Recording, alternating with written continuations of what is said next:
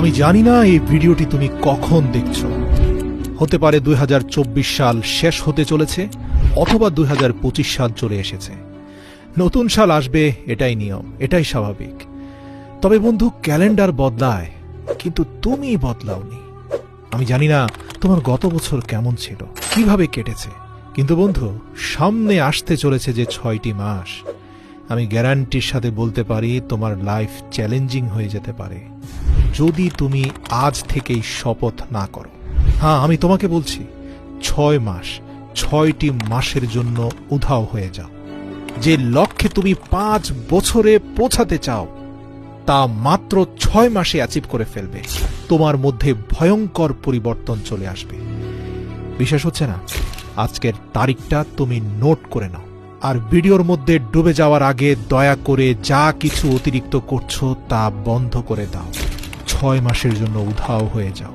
সামনে আসতে চলেছে 6 মাসের জন্য ভুলে যাও তোমার দুনিয়াতে বন্ধু আছে। বিশ্বাস করো, কেউ কোথাও যাবে না তোমাকে ছেড়ে। 6 মাসের জন্য দরজা বন্ধ করে দাও, দূরে চলে যাও এসব ডিস্ট্রাকশন থেকে। মানে 6 মাস তোমাকে দুনিয়ার মানুষ থেকে উধাও হয়ে যেতে হবে, নিজেকে আইসোলেট করে ফেলতে হবে, ঠিক যেভাবে করোনা কালে মানুষ আইসোলেশনে চলে যেত, যেখানে শুধু তুমি, তোমার মাইন্ড, বডি আর তোমার লক্ষ্য, তোমার উদ্দেশ্য, তোমার জীবন থাকবে। কি ভাবছো? 6 মাস, এত বেশি সময়? বন্ধু, এটা শুনতে হয়তো অনেক বড় লাগছে, কিন্তু এটাও তো চিন্তা করো যে এটা তুমি তোমার লাইফ আর স্বপ্নের জন্য করছো। এটার মধ্যে যেই আসুক, যত ধরনের মানুষ যত কথাই তোমাকে বুঝাক, যত টাকা পয়সার লোভ আসুক, যে যেইভাবে তোমাকে বুঝাক না কেন, মনে করবে তারা ফালতু কথা বলছে।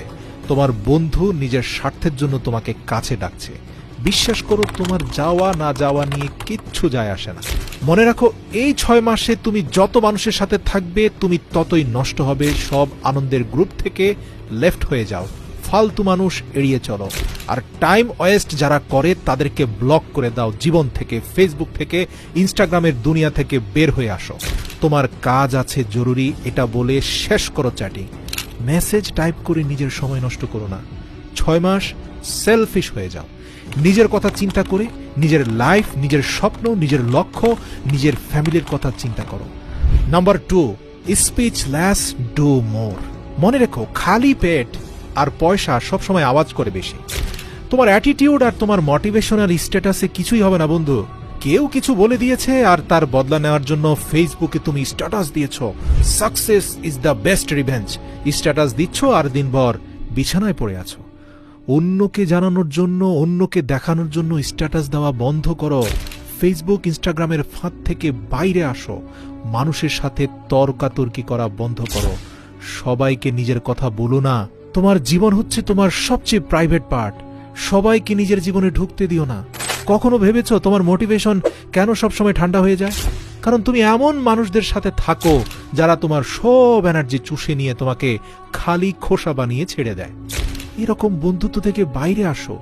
মানুষকে নিয়ে সমালোচনা করা, অন্যকে নিয়ে চিন্তা করা ছেড়ে দাও। যদি তুমি না থাকো, দুনিয়া থেমে যাবে না। তোমার থেকে শ্রেষ্ঠ মানুষটা দুনিয়া থেকে চলে গেছে বলে দুনিয়ার কিচ্ছু যায় আসেনি। তোমার না থাকা নিয়ে কিচ্ছু যায় আসে না। দুনিয়া যেভাবে চলছে সেভাবেই চলতে থাকবে। মরে যাওয়া মানুষকে মানুষ একদিনই ভুলে যায়। কি যায় আসে কে তোমাকে নিয়ে কি ভাবছে না ভাবছে? আর যদি তোমার এতই ফিলিংস হয়, মানুষের কথায় যদি এতই কষ্ট হয়, দয়া করে অনুরোধ করি 3 নম্বর পয়েন্টটা মুখস্থ রাখো। মানে নিজের ফিলিংসগুলোকে জ্বালিয়ে দাও এই 6 মাসের জন্য।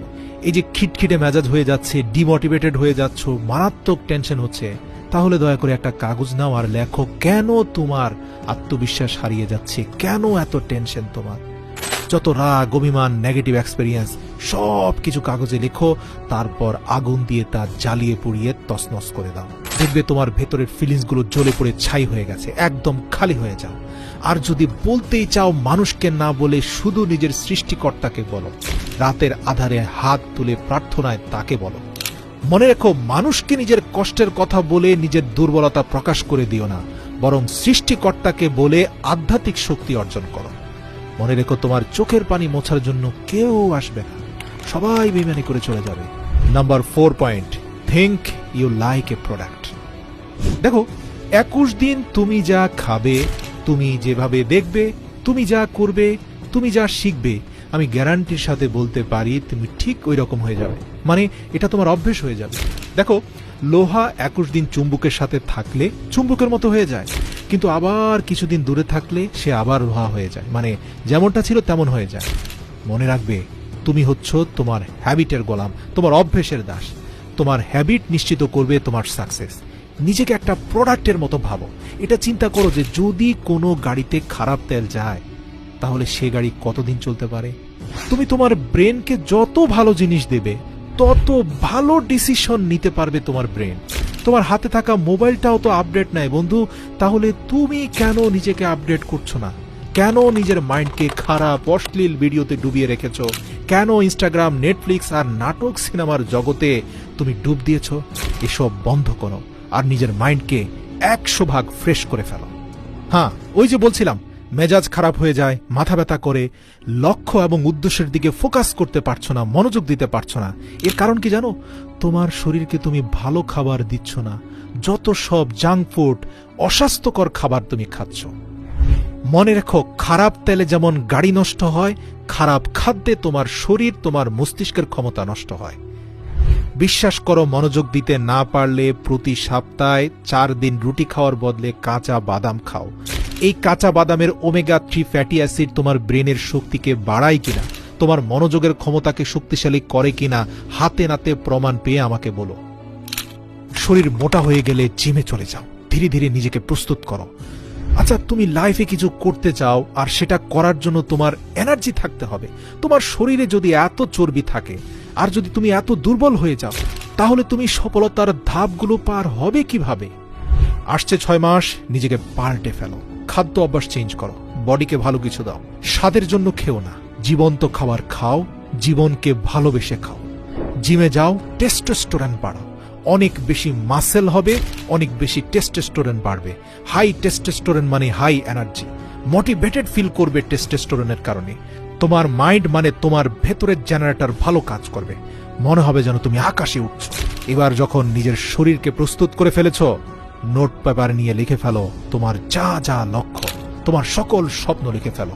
1 বছর কি করতে চাও আলাদা লিখো, 6 মাসে কি করতে চাও আলাদা লিখো, 1 মাস, 1 সপ্তাহ, এমনকি দৈনিক কি করতে চাও তাও লেখো। মনে রেখো, নিজের গোলকে যত ছোট করে অ্যাচিভ করবে তত তাড়াতাড়ি তা অ্যাচিভ হয়ে যাবে। আর যত বেশি অ্যাচিভমেন্ট হবে, তোমার আত্মবিশ্বাসের শক্তি তত তীব্র এবং শক্তিশালী হবে। আচ্ছা, ধরো তুমি ফেসবুকে 10 লক্ষ টাকার পণ্য বিক্রি করতে চাও। তার জন্য তোমাকে ডিজিটাল মার্কেটিং শিখতে হবে, প্রপার গাইডলাইন মেনটেন করে চলতে হবে।